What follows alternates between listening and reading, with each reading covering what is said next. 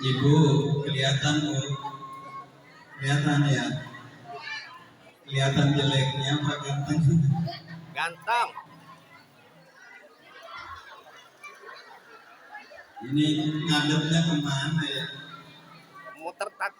Saya dikiringin sama Pak Sohadi, Pak tadinya ngadep ke sono perasaannya. Jadi berubah ngadep ke sini ya. Ya ini jalan terus Isra Mi'raj.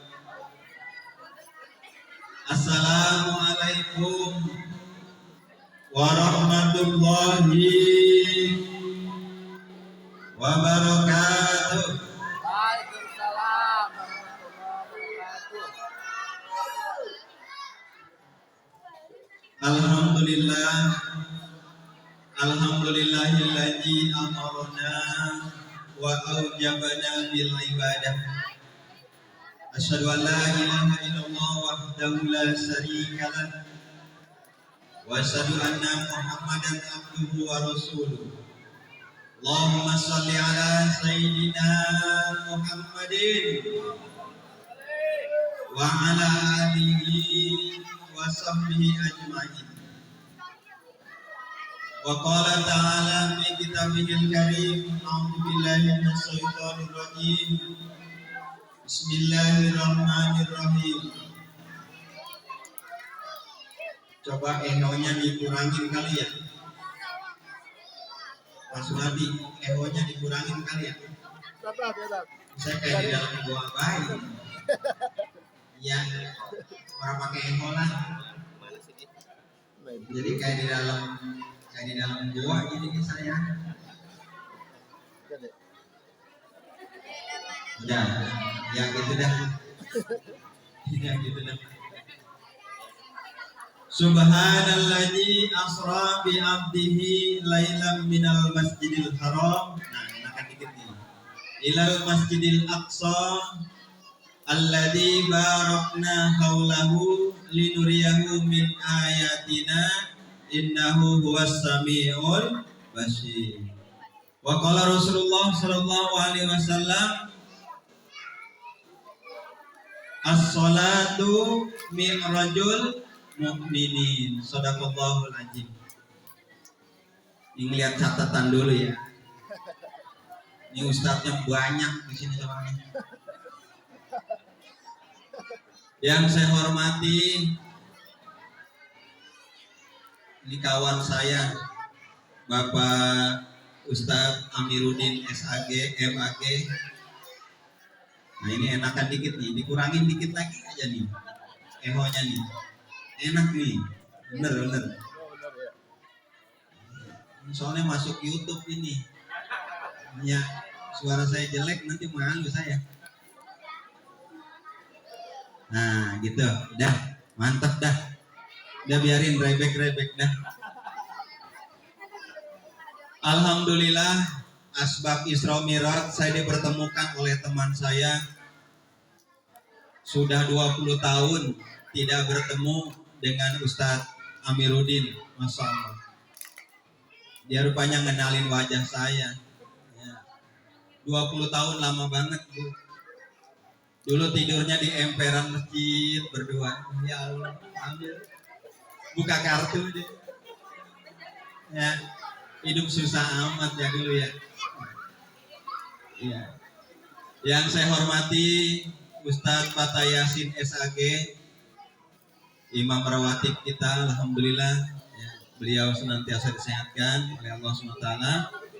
Ustadz Kosasi, Ustadz Asep Saifuddin, juga Ketua DKM Bapak Muhammad Soleh, bapak-bapak, ibu-ibu yang saya tidak sebutkan satu persatu. Mudah-mudahan tidak mengurangi rasa hormat saya kepada bapak-bapak dan ibu-ibu sekalian. Bapak-bapak, ibu-ibu, alhamdulillah. Tuh kalau bapak-bapak mah tenang. Kalau ibu-ibu mau Pak Amir, ya emang dua dia mulutnya beda. Ya. Kata Rasulullah, hubbuka ilal ahyar yaj'aluka minal ahyar. Siapa yang senang, siapa yang cinta bergaul dengan orang baik, maka lama-lama dia ke bawah baik. Ini kita ngumpulnya di sini, mudah-mudahan baik. Coba ibu-ibu kalau ngumpulnya di sana, di warteg. Ya, ya, coba ngumpulnya di warung kopi. Beda. Karena ngumpulnya dengan orang baik, bapak-bapak ngumpul dengan orang baik, nanti kita dipertemukan di dalam surganya Allah dengan orang-orang baik. Jadi kalau kita bergaul cinta dengan orang baik, maka kita lama-lama ke bawah baik. Wa in kunta min qablu minal asror. Walaupun dulunya kita bukan orang baik, tapi karena kita bergaul, ngumpul sama orang baik, maka lama-lama kita jadi baik. Ini ceramah jadi belingsatan begini. Iya, lihat bocah ke sono ke sini, aduh. Iya, ya biarin, iya, udah dengerin dari sono deh ya. Aduh. Sebaliknya, buka minal asror, yaj'alu kaminal asror. Siapa yang senang ngumpul bergaul dengan orang jahat, orang yang suka ngerumpi, maka lama-lama dia ke bawah. Ibu lama-lama ke bawah karena bergaulnya dengan orang yang suka merumpi. Bapak-bapak emang karena temennya tukang mancing, malam ini bisa ada di depan empang. Bener. Karena bergaulnya dengan orang baik, orang-orang soleh, malam ini walaupun malam minggu diusahain duduk di sini. Masya Allah. Luar biasa ya. Wa in kunta min qablu minal ahyar. Kalau kita bergaul dengan orang jahat, maka lama-lama ke bawah jahat. Walaupun dulunya kita bukan orang jahat, dulunya orang baik. Tapi karena bergaul dengan orang jahat, orang yang hobi ngomongin orang, ke bawah kita. Makanya nanti di akhirat, orang yang tidak mau bergaul dengan orang yang baik, orang yang alim, nanti menyesal. Ya Allah, kenapa saya dulu gak bergaul dengan orang baik? Ya Allah, kenapa saya tidak bergaul dengan orang baik dulu ketika di dunia? Nyesel. Nanti kita nyesel Pak, kalau kita gak bergaul dengan orang baik. Makanya di dalam kitab Tanbihul Ghafilin dijelaskan Ibu. Di zaman Nabi juga seperti ini. Ada yang duduknya paling depan, ada yang duduknya ngumpet aja, ada. Di tengah, ada. Jelas banget di dalam kitab Tanbihul Ghafilin itu dijelaskan. Jadi di zaman Rasul ada acara seperti ini, acara taklim, acara peringatan, ada seperti ini. Ada memang kalau acara selalu duduknya di depan begini. Ada yang duduknya ngumpet baik nyari tiang, ada. Ya, gue nyari tiang baik. Ya, ada yang begitu. Saya kalau membaca ini ketawa sendiri. Ya, ternyata di zaman Nabi juga ada. Nah yang parah lagi di zaman Nabi ada orang yang ketiga nih. Datang, minggir, hilang.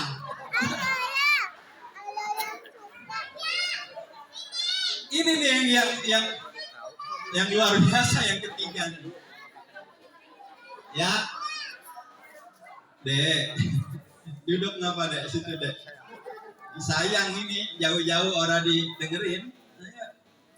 Ini Ustadz banyak jam terbangnya gini-gini kan. Besok jam 8 udah ada di Jombang lagi. Ya. Terus jam 11 di Depok. Sampai ke Balikpapan. Ya, kalau ada yang undang. Nah, lagian kagak mau saya ceramah di Balikpapan sih. Bisa penyek saya. Biarin Pak Amir, ibu-ibu biar ketawa aja malam minggu. Ya. Sahabat bertanya akhirnya ke Nabi, wahai Nabi, bagaimana kedudukan orang itu yang datangnya duluan selalu duduk di depan, ada yang datang dia mah duduknya ngumpet baik, nyari tiang, kalau enggak nyari bokong temen. Ya. Terus bagaimana orang yang datang dia mah melipir, pulang. Ya. Ada ternyata model begitu tuh di zaman Nabi. Akhirnya kata Nabi dijawab. Nih, Rasulullah SAW jelasin. Orang yang datang duluan, duduknya di depan seperti ini, kata Rasul, dia sedang mencari keriduan Allah Subhanahu wa Ta'ala.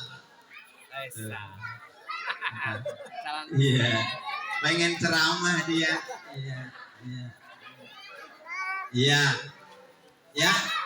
Yang kedua, bagaimana yang datangnya ngumpet di tengah? Ya. Ayo Bu, ini dulu Bu. Ini konsentrasi saya buyar nih tadi. Ini belum ke Isra Mi'raj Pak Amir ini. Masya Allah. Pak Suhadi, ini bocah banyak amat ya. Saya senang Bu, daripada nggak ada anak-anak di masjid bahaya. Saya pernah ceramah, itu anak mudanya mah pada main gitar. Sedih saya begitu. Biarin saya ngomong kayak apa kayak sekarang begini. Biarin baik. Ya. Udah kayak Lenong, biarin dah. Ya. Iya. Sabar ya. Ntar kita ke warung ya. Nah, jajan. Ntar jajan ya. Nah. Ada bocah yang begini Pak Amir ya. Nah, orang yang kedua bagaimana Rasulullah yang datangnya ngumpet di tiang.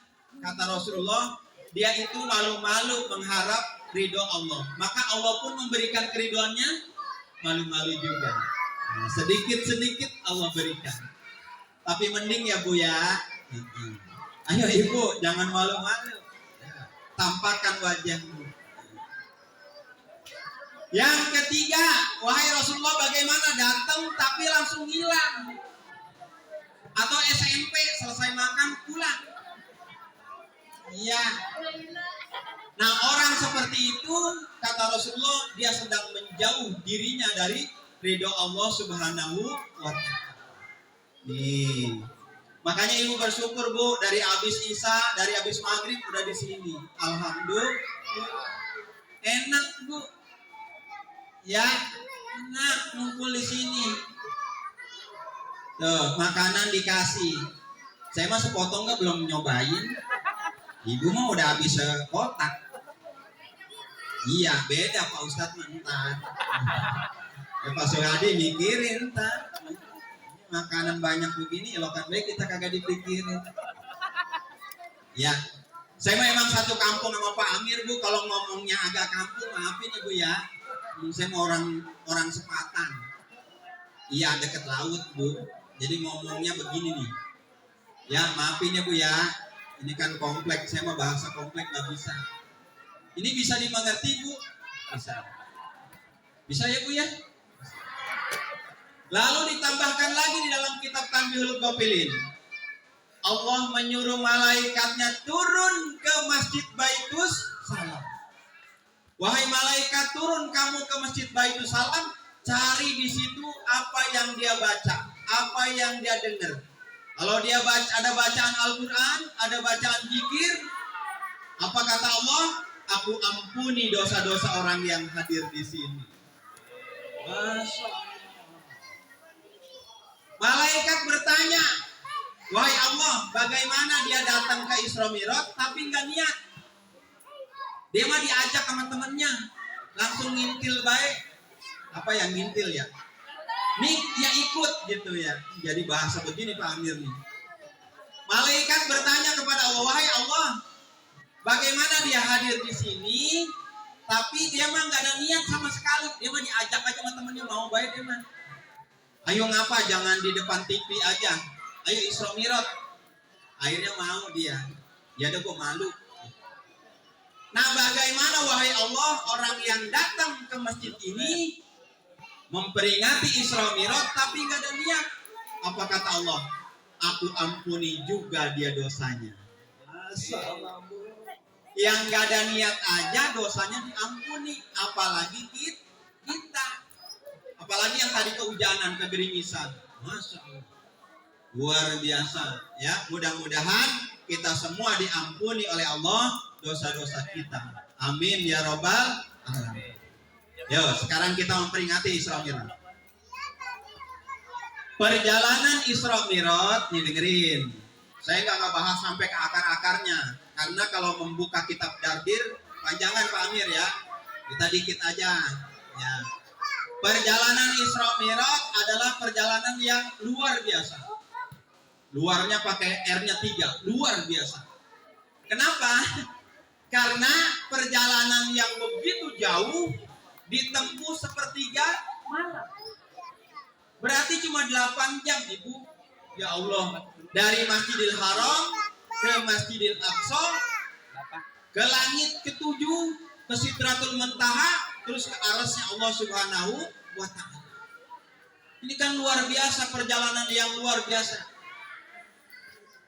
Dari Masjidil Haram ke Masjidil Aqsa, menurut perhitungan sekarang, itu kira-kira 1.500 km jaraknya.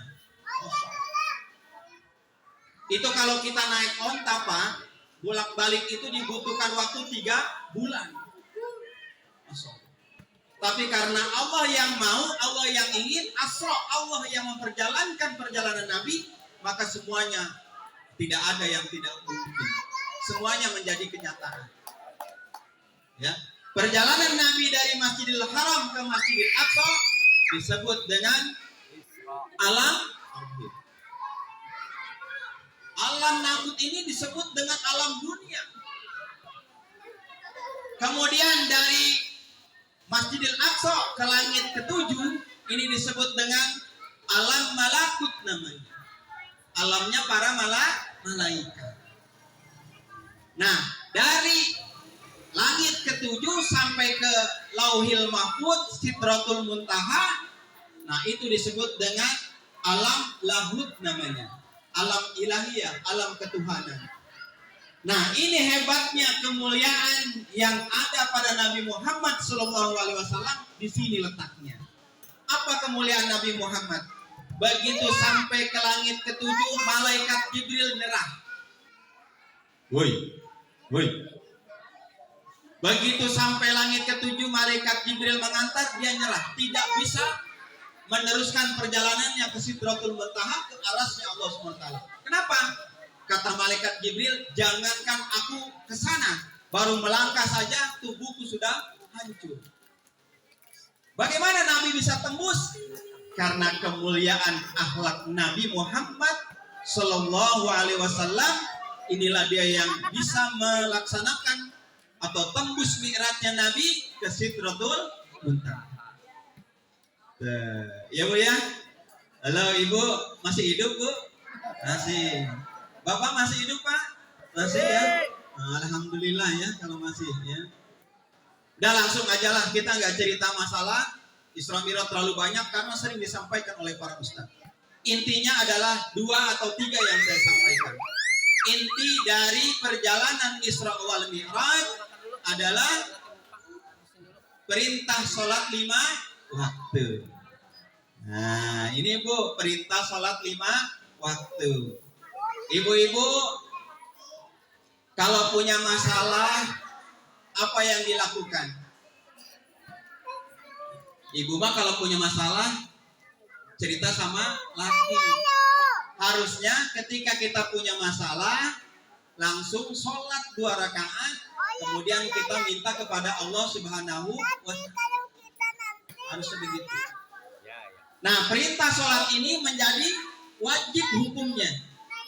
Makanya di dalam keluarga kalau ada salah satu saja yang tidak melaksanakan sholat atau meninggalkan sholat, dialah penyebab penghalang rizki di dalam keluarga. Misalnya ibu rajin sholat banget, suaminya enggak sholat, berarti suaminya penghalang rizki di dalam rumah tangga ibu. Ibu rajin, bapak rajin, anaknya enggak sholat, berarti anak sebagai penghalang rizki di dalam rumah tangga. Nauzubillah. Makanya jadikan sholat sebagai kebutuhan. Ya, ibu, kita banyak banget masalah. Ibu banyak masalah kan Bu ya? Banyak. Bapak banyak masalah kan Pak ya? Banyak. Nah makanya ketika banyak masalah, misalnya Ustadz, suami saya selingkuh Ustadz. Taruh. Gimana caranya Ustadz? Harusnya langsung wudu, sholat 2 rakaat. Langsung ibu berdoa, ya Allah, hindari suami saya dari perempuan yang gak benar ya Allah. Perempuan-perempuan nakal seperti dalam sinetron Layangan Putus ya Allah. Itu berdoa. Ustaz tahu baik Layangan Putus. Favorit saya. Senang saya itu ya. Ini ibu-ibu kan ya senang ya. Emang gak ada sambungannya sekarang. Tadi kalau kita nanti Berdoa. Nggak punya beras minta sama siapa Bu? Ya, minta sama Allah, jangan sama suami. Ya, ini nggak punya beras mintanya sama suami. Minta sama Allah. Cuma ketika wudu, sholat 2 rakaat, berdoanya usahakan dekat dengan suami. Ya Allah, berilah beras ya Allah, habis beras ya Allah. Kencengin ya. Jadi kencengin berdoanya tuh. Ibu begini nih Bora. Ya Allah, beras habis ya Allah, sambil ngadep ke suaminya. Iya, insya Allah ya dibeliin. Jadi mintanya ke Allah. Sholat sebagai perintah dalam peristiwa Isra Mi'raj ini bisa membuat hati tenang Bu. Coba Ibu saya berikan uang 100 juta. Senang apa tenang?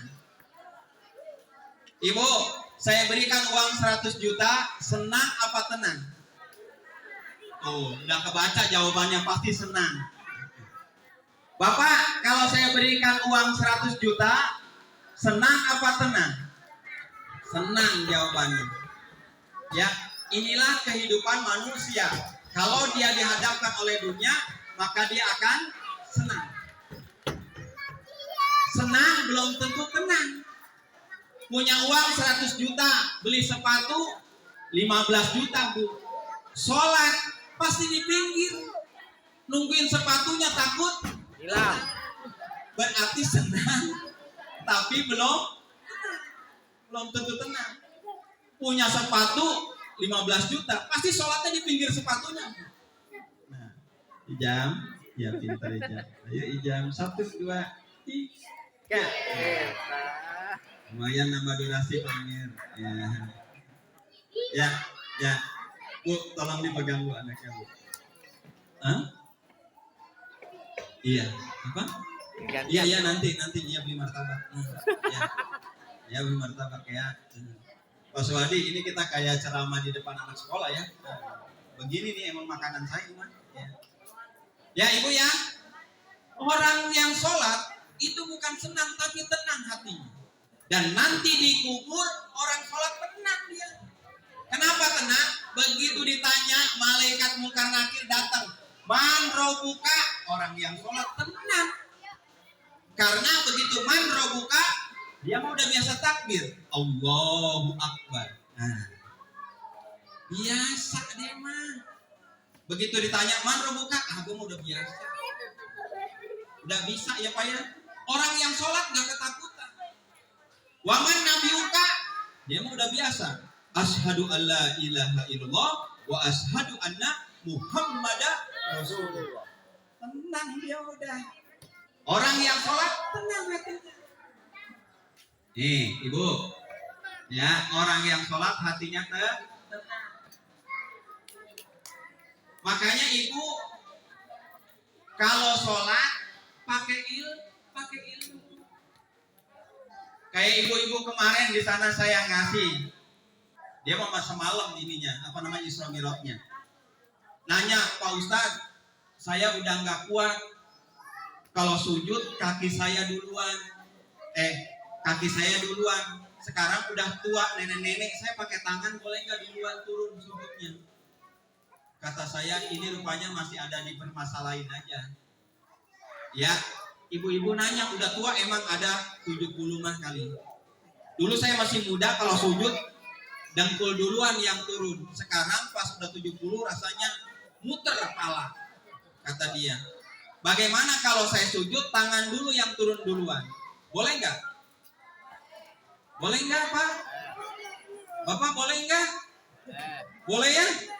Boleh. Ini kejadian di Bekasi Bu, suaminya pulang sore asar, suaminya sujud pakai tangan dulu. Akhirnya ditegur sama istrinya. Bapak salah, abang salah bang. Harusnya kalau sujud kata guru saya pakai dengkul duluan. Nah ini harus pakai ilmu. Dua-duanya betul Pak. Pakai dengkul dulu boleh. Boleh pakai dengkul dulu. Ya, ada hadisnya dari Wa'il bin Busro. Ada tuh. Kenapa dia bisa dipercaya hadisnya? Karena Wa'il itu masuk agama Islam, menyatakan keislamannya ketika remaja, masih remaja dia. Dan Nabi masih muda.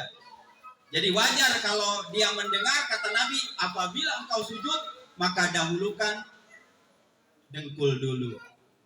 Atau ini dulu, lutut dulu.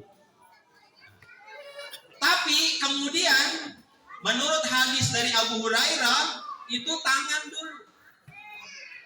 Karena Abu Hurairah masuk Islam, menyatakan keislamannya 5 tahun sebelum Nabi meninggal atau wafat. Berarti umur Nabi waktu itu 58 tahun. Wajar kalau Nabi bilang, karena Nabi sudah 58 tahun, maka Nabi sujudnya menggunakan tangan begini. Biasanya udah gini kan Pak ya? Allahu Akbar gitu. Nah yang nggak boleh Bu, kalau sujud menggunakan kepala langsung.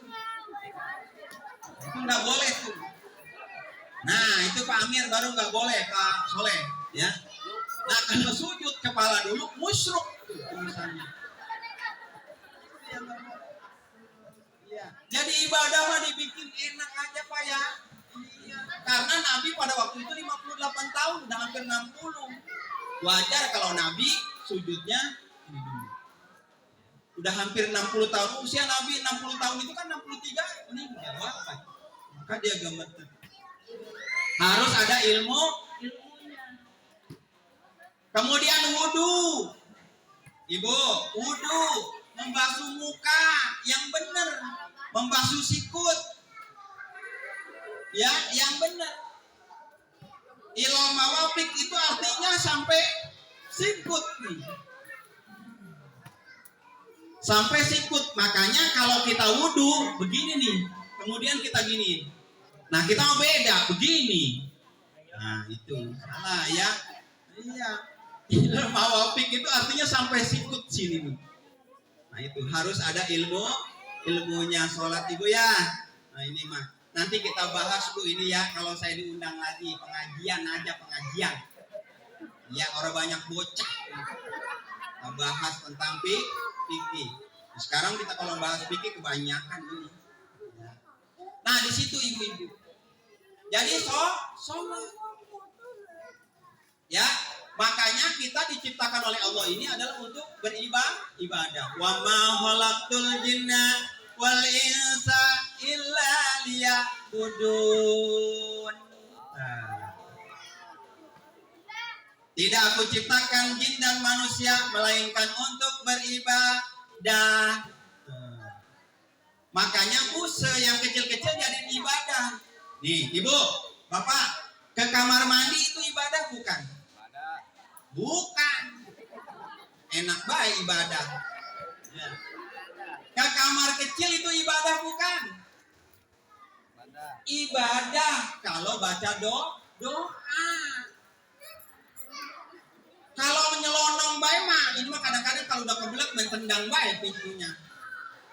Ya, dia menjadi ibadah kalau baca doa dan masuk ke dalam kamar mandi kaki kiri. Ini yang kecil-kecil dulu Bu. Ibu kadang yang kecil-kecil dilupain, yang gede juga lupa pisang. Ya, tuh. Nih. Baca doanya Bu gimana? Allahumma inni a'udzubika minal hubusi wal hobais. Biarin kita jadi anak TK lagi nyanyi. Ya. Ya Allah, aku berlindung dari setan laki-laki dan setan perempuan. Berarti di kamar mandi ada 2 setan. Ya Bu ya. Dan disunahkan Bu kalau ke kamar mandi ditutup ubun-ubunnya. Tuh, Bapak kalau ke kamar mandi disunahkan kalau kita ke toilet tutup ubun-ubun kita karena setan lebih mudah masuk ke dalam ubun-ubun kita. Nah, bismillahirrahmanirrahim. Kalau udah mandi mah Bu kerudungnya buka lagi. Kalau kan kita mandi gubrak-gubrak kebasahan. Ya, pas udah di dalam mah, makanya kalau istri saya tuh saya suruh siapin di depan kamar mandi. Jadi dia kalau mau masuk dipakai. Nah, ntar selesai buka lagi. Iya. Nah, saya kalau dipakai terus ribet sayanya. Iya, ya. Tuh, Bu, yang kecil-kecil. Bapak, kalau mau berhubungan sama, maaf ini agak horor nih. Kalau mau berhubungan dengan istri, baca doa, Bapak. Kalau ingat aja Pak Ustadz. Kalau lagi pengen nafsu mah udahlah, saya lewat baik. Nah, Ibu, baca doa Ibu kalau ini. Kalau berhubungan dengan suami, baca. Baca ya, alhamdulillah. Ini bapak-bapak biasanya yang suka lupa. Allahumma jannibna syaitan wa jannibni syaitan ma razaqtana. Tuh, Bu, yang kecil-kecil biar ada ilmunya. Biarin, ya. Kita mah bicara peringatan Maulid, Maulid. Isra Mi'raj yang kecil-kecil aja. Nah, biar menjadi ibadah. Apa itu ibadah? Kullu qaulin au fi'lin yuhibbullah wa yarda. Setiap perkataan kita, perbuatan kita yang dicintai Allah dan diridhoi oleh Allah. Itu namanya ibadah. Jadi Bapak, kalau perbuatan kita, perkataan kita dicintai Allah dan diridhoi Allah, itu namanya ibadah. Nah, ini perbuatan kita dicintai apa enggak nih? Cintai. Alhamdulillah. Tuh, jangan lupa sholat, Bu. Ya, jangan lupa sholat. Karena ketika Rasulullah SAW bertemu dengan Allah, apa yang diucapkan oleh Rasulullah? At-tahiyatul mubarakatus sholawatut thayyibatu lillah. Jadi Rasulullah ketika bertemu dengan Allah, Rasulullah mengucapkan at-tahiyatu, penghormatan dan maha suci serta keberkahan hanya untuk Allah. At-tahiyatul mubarakatus sholawatut thayyibatu lillah. Terus dijawab oleh Allah, assalamu alaika ayyuhan nabiyyu wa rahmatullahi wa barakatuh. Tuh, dijawab oleh Allah. Dan keselamatan serta kasih sayang serta keberkahan juga untukmu, wahai Nabi Muhammad Shallallahu Alaihi Wasallam. Nah, akhirnya dijawab oleh para malaikat, asyhadu alla ilaha illallah wa asyhadu anna Muhammadar Rasulullah. Nah, akhirnya Rasulullah tidak begitu. Akhirnya diucapkan untuk umatnya, assalamu alaina wa ala ibadillahis sholihin. Tuh, yang pertama. Itu sudah hampir 1 jam Pak Suhadi. Satu lagi Bu ya. Satu lagi. Oke, satu lagi. Gak kerasa Pak. Kita kalau ngomong begini gak kerasa. Biarin aja. Ya. Satu lagi. Dari peringatan Isra Mi'raj, ini juga Rasulullah diperlihatkan bagaimana siksaan yang diberikan penghuni neraka, juga kenikmatan yang diberikan kepada penghuni surga. Ini juga akhlak Nabi, kemuliaan Nabi. Ketika Nabi mau meninggal, apa yang dipikirin? Wahai malaikat, bagaimana aku masih ingin dengan umatku? Aku masih mau bersama umatku. Apa kata malaikat? Tenang, Allah sudah siapkan 7 surga untukmu. Silakan kamu pilih dari 7 pintu itu. Kata Muhammad, bukan itu. Umat saya nanti bagaimana kalau saya meninggal, saya wafat tuh. Nabi Muhammad mau meninggal, kita yang dipikirin. Masya Allah. Nah, makanya hikmah atau pelajaran yang kita ambil dari peringatan Isra wal Mi'raj adalah banyak mengingat kematian. Nih Bu, saya kemarin ngadepin orang meninggal. Itu susah banget meninggalnya. Saya suruh di komplek Bu, saya suruh ngadepin, Pak Ustadz, adepin bapak saya. Begitu saya adepin, ngamuk. Ibu, begitu saya adepin ngamuk. Saya sendirian di kamar. Saya mau lari, gengsi. Saya kan Ustadz. Ya, saya tengok-tengok begini. Udah saya talkin, Pak Amir nggak keluar juga. Tadinya saya mau tekap baik pakai bantal. Saya mau lari, saya gengsi. Tadi bilang, ya Ustadz aja takut sama orang mati. Ya. Akhirnya saya hadapin juga Bu. Saya bacain Yasin 3 kali sampai berbusa mulut saya. Akhirnya mati juga. Mati juga Mas Nabi. Nah ini Bu, biasanya kalau kita menghadapi kematian, biasanya kita panik, kaget. Kenapa? Karena kita tidak tahu tanda-tandanya. Kalau kita tahu tanda-tandanya, insya Allah nggak panik. Yang pertama di dalam Al-Quran, biar cepat aja nih Mas. Di 1 jam sampai jam 9 lebih aja ya saya lebihin, biarin. Biarin baik, biarin. Bocah biar tenang, udah enak nih. Yang pertama ini biar nggak kaget nih, biarin kita bicara kematian karena diingatkan kita akan kematian. Yang pertama ingetin gue nih ya. Ngajakin dialog dia sama kita ya. Ini kalau ya ntar ya gantian ngomongnya ya. Ya, ayo ajak. Iya, ayo deh. Mainnya di bawah ya. Dah. Yang pertama lah jadi ngeliatin dia ya. Ya. Tolong Bu, diajak dulu. Ya, sebentar lagi. Nah ya. Yang pertama nih Bu, tandanya biar ibu nggak panik. Misalnya suami ibu meninggal, tetangga ibu meninggal, atau kerabat ibu meninggal.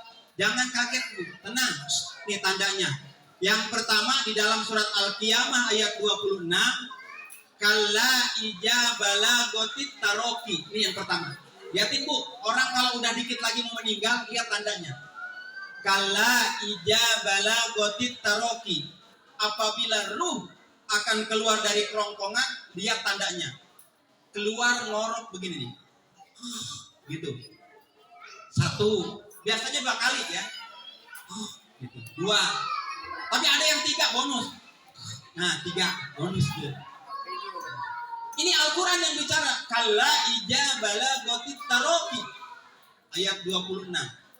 Jadi apabila ruh akan keluar lewat kerongkongan, maka akan keluar suara. Seperti gini nih. Ibu pernah kan seperti itu ngorok? Gitu. Pernah Ibu ya? Ibu pernah nggak? Tapi bapak-bapak nanti yakin. Kalau istrinya ngorok 2 kali, nah siapin tuh. Iya. Ibu-ibu kalau ntar liatin nih. Kalau suaminya ngorok, liatin aja mukanya. 2 kali ngembusin ngorok. Nah, mati itu mati ya. Iya. Makanya Ibu kalau tidur disunahkan kita wudu. Ini mah tidur kaki debu mulu udah tidur. Lakinya pulang kerja langsung tidur. Orang mana sehatin, Bang, mandi dulu, wudu dulu, sholat dulu. Enak. Karena kata Allah, Allahu yatawaffal anfusa hina mautiha wallati lam tamut fi manamiha. Kata Allah, aku yang memegang nyawa orang yang meninggal dan nyawa orang yang belum meninggal. Nyawa orang yang belum meninggal menurut tafsir adalah orang yang sedang tidur. Hati-hati Bu. Jadi sesungguhnya ya bocah dah. Ya. Ini jadi begini amat Pak Suhadi ya. Ya lagi seru-serunya ini. Iya. Nah makanya hati-hati. Tidur adalah sebagian kematian. Tetangga saya Pak Suhadi tahun kemarin kehilangan motor 2. Padahal pintunya dikunci. Kata dia ngomong sama saya, Ustaz, perasaan mah kaki saya diinjak sama maling. Kata saya, kenapa nggak bangun? Artinya benar-benar tidur itu adalah separuh dari kematian. Orang sampai keinjak kagak bangun sih, kan kebangetan banget. Padahal motornya itu kena kakinya motor dia. Sengaja dia tidurnya di ubin pakai tikar. Jagain motornya Bu. Tapi emang separuh dari kematian. Makanya hati-hati Bu. Disunahkan kita wudhu dulu, ya. Bedanya kematian dengan tidur, kalau kematian ruhnya tidak dibalikan lagi dengan Allah, tapi kalau tidur, pas begitu bangun, Allah kembalikan lagi ruhnya. Bagaimana kalau besok paginya nggak dikembalikan? Apes tuh orang. Iya, musibah udah. Ya, hari Pak Suhadi kita ketawa baik ya. Ibu ya. Pas. Ya. Makanya kalau kita udah wudhu, udah sholat isya, tidur, baca doa, kalaupun kita dicabut nyawa kita dalam keadaan suci, bersih. Masa iya kalau kita dalam keadaan suci gak masuk surga? Enak. Itu tanda yang pertama. Biarin kita ngomong kematian baik, ya. Yang kedua dilanjutkan di ayat 29 Al-Qiyamah juga. Watapatisaku bisak, kata Allah. Watapatisaku bisak. Apa artinya? Orang kalau sedikit lagi mau menghembuskan nyawanya, maka berhimpitnya kaki kanan, betis kanan dengan betis kiri. Bapak perhatiin nih, orang kalau udah dekat meninggal Pak, udah sedikit lagi dalam kondisi sakaratul maut, ini Pak betis kanannya dengan betis kirinya menyatu begini, nempel. Nah gitu. Ini Al-Quran yang ngomong Ibu. Nah, kalau nggak percaya gini aja dah. Contohnya ayam. Ayam kalau dipotong, liatin Bu. Setelah dipotong Pak ya, dia langsung gelapak-gelapak gini. Lama-lama lihat kakinya begini Pak. Nempel. Kemudian kalau kakinya sudah menyatu, dia akan menghembuskan napas terakhirnya. Tek. Gitu. Coba tanya dah ke tukang ayam. Kalau penasaran begini aja dah. Besok diantar sama Ustadz Amir ke rumah saya di Pamula, bawa ayam 5 mah. Ya, bawa ayam 5 kita praktek Pak. Ya, saya yang motongin. Nah kita liatin tuh ayam terakhirnya. Kalau benar begini, berarti Al-Quran itu benar. Ya, Allah yang bicara, bukan saya. Berarti nempel begini. Nah cuma pulangnya, wayangnya aja. 2 ayam tinggalin. Ustadz, buat Ustadz. Ya iyalah bawa ayam 5, bangetan amat dibawa semua. Praktek, ya. Praktek. Nempel betis kanan sama betis kiri. Liatin suaminya ntar tidur. Kalau betisnya nempel baik, nempel aja dari tidur sampai bangun, nempel aja nih. Ya, dibangunin subuh masih nempel baik. Bang, itu kata Pak Ustadz mah mati, Bang. Iya. Kata Pak Ustadz yang begitu mah mau ciri-ciri mati Bang. Enak aja lo masih waras ini. Iya, nempel betisnya begini. Pak, perhatiin istrinya, ntar tidur. Dia mah Pak Ustadz emang nempel baik, betisnya sama saya. Beda itu mah. Iya, cuma beda. Ya, iya, beda itu. Lihatin Bu, nempel begini nih. Itu kalau ngelihat keluarga kita atau suami kita, tetangga kita yang kalau udah betis kanannya nempel begini, itu jangan ditinggalin, talkin aja. La ilaha illallah. Jadi pada sedih sih. Ya iyalah gajian masih lama, tenang. Ya. Itu yang kedua. Kemudian yang ketiga, biar tahu nih tanda-tanda kematian, biar jangan kaget. Karena saya merasakan Bu, yang ada satu keluarga yang ibunya mau meninggal, bapaknya meninggal, dia malah Pak Ustadz mana? Pak Ustadz mana? Pak Ustadz mana? Gitu. Harusnya dia dulu hadapin anak-anaknya, keluarganya, gitu. Ini pengalaman Pak di kampung, nggak di kampung aja, di komplek apalagi. Pak Ustadz panggilin, Pak Ustadz panggilin. Padahal kita hadapin aja dulu. Nah yang ketiga tandanya, Di dalam hadis yang diriwayatkan oleh At-Tirmidzi, kata Rasulullah, lihat tandanya kalau dia udah mau dekat mati. Innar ruh ijagu bida tabi'ahul basor. Apabila ruh akan keluar, maka diliatin sama mata. Nah, Bu nih, kalau matanya udah begini, nah itu udah deket Bu tuh. Nah, matanya udah begini, beda sama begini Bu, beda. Gimana? Nah, kalau matanya udah ke sini lurus, itu sudah sebentar lagi. Tuh, Bu, ya. Ijagu bido tabi'ahul basor. Jadi diikuti oleh mata. Masya Allah. Nih Pak, lihatin nih Pak ya. Jadi jangan dikatain begini. Dia matinya melotot, banyak dosanya kali ya. Belum tentu emang melotot. Karena dia menyaksikan atau memperlihatkan terus ke arah ruh keluar. Jangankan ibu, Abu Salamah saja, sahabat Nabi, itu matanya lirik ke atas begini. Gitu. Maka Nabi ketika masuk, dia memberikan doa, Allahumma gfir ya Abi Salamah. Maka itu disunahkan Bu, kalau melihat orang meninggal, maka mengusap ke mukanya. Kita bacakan, Allahumma gfir lahu warhamhu wa abihi wa'fu anhu. Nah, kalau perempuan ganti domirnya. Allahumma gfir laha warhamha wa abiha wa'fu anha. Tapi cepat ya Bu ya. Nah, kemudian yang bingungnya kalau dia banci, bingung saya tuh. Ya, apa yang dibacanya bingung, ya. Ini Bu liatin. Jadi orang melotot itu belum tentu suul khotimah, belum tentu. Ya. Dan yang terakhir pesan saya adalah kerjakan Bu yang kecil-kecil aja ibadah. Yang penting istiqomah. Karena kata Nabi, ahabul a'mali ilallahi ta'ala adwamuha wa inqala. Allah lebih mencintai amalan yang sedikit tapi terus menerus.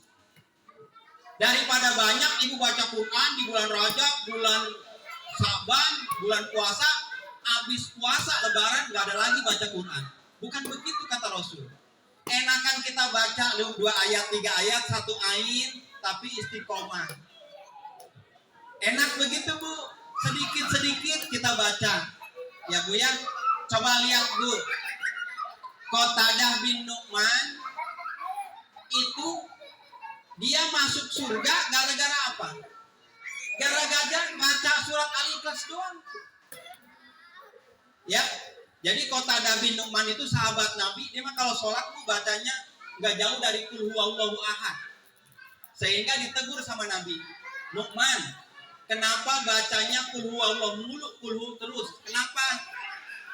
Jawaban Qatadah bin Nu'man, aku cinta dengan surat apa? Surat Al-Ikhlas. Maka kata Rasulullah, engkau layak masuk ke dalam surganya Allah Subhanahu wa ta'ala. Tubuh yang kecil-kecil.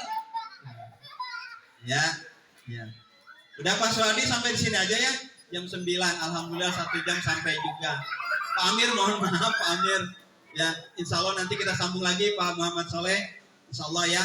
Jadi pesan yang terkandung yang lebih mendalam ini adalah banyak mengingat kematian. Ya, akhlak Nabi sudah banyak dijelaskan oleh para mubalik. Ya, saya menjelaskan tentang bagaimana kita menjaga sholat kita. Jadi momen Isra Mi'raj, peringatan Isra Mi'raj, intinya adalah terus tingkatkan ibadah sholat kita kepada Allah Subhanahu wa ta'ala. Biarin yang sedikit-sedikit tapi istiqomah. Ini lebih dicintai oleh Allah Subhanahu wa ta'ala. Ini saja barangkali, mohon maaf Pak kurang lebihnya, karena ini kondisi otak saya jadi muter jadi ini. Ya, Pak Amir. Jadi yang di sini jadi begini nih, ya. Tapi alhamdulillah 1 jam saya berdiri di sini dari jam 9 sampai jam 10 alhamdulillah bertahan. Mudah-mudahan Pak walaupun sedikit, insya Allah nanti kalau ada yang mati lagi, saya akan sambung ceramah kematian. Lah jadi nyumpain ya. Ya. Mudah-mudahan ya dipanjangkan umur, disehatkan. Ya, keluarga kita dijaga oleh Allah Subhanahu wa ta'ala. Ini saja barangkali. Billahi taufiq wal hidayah wal afa minkum. Assalamualaikum warahmatullahi wabarakatuh.